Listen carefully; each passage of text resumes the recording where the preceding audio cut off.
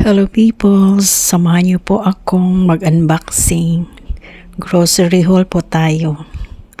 By the way pala, ang nag-grocery sa amin yung asawa ko. Hindi po ako. Ako lang po ang tagalista.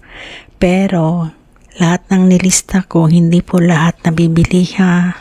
Ano lang, yung importante lang talaga, yung needs lang namin at yung swak sa budget namin, yun lang. Sa panahon ngayon talagang todo tipid talaga para makaraos sa buhay-buhay. Sa panahon ngayon dahil sa sobrang tipid, hindi na po kami kumakain sa labas. Talagang nagluluto na kami ng aming kainin kung pwede lang. Luto lang talagang, lutong bahay lang talaga. Minsan lang yung makalitsyon manok pero as in talagang mas makakasave talaga kami pag lutong bahay. Sabon pang laba, tapos alcohol, tapos sabon ng aming aso. Sabon na din yan ang pusa namin. Tapos yung Zonrox, kailangan talaga namin yan pang disinfectant para pang mop. At tapos, kailangan kasi yung mga dumi ng pusa kasi mabaho. Kailangan talaga ng Zonrox. At yung sabon, pang katawan para pangligo. At kailangan kong huminto muna kasi magpakain muna ako dito sa maingay na pusa.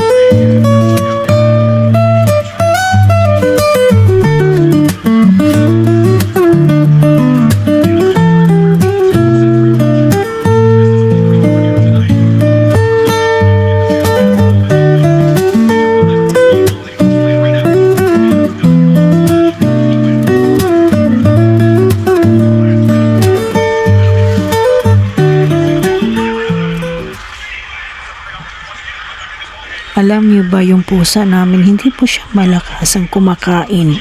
Pakunti-kunti ang kinakain niya, pero matagal siya natatapos kasi pinipili niya yung ulam. Ulam niya na isda at saka squash. Magaling siyang ay separate niyan. Ewan ko ba?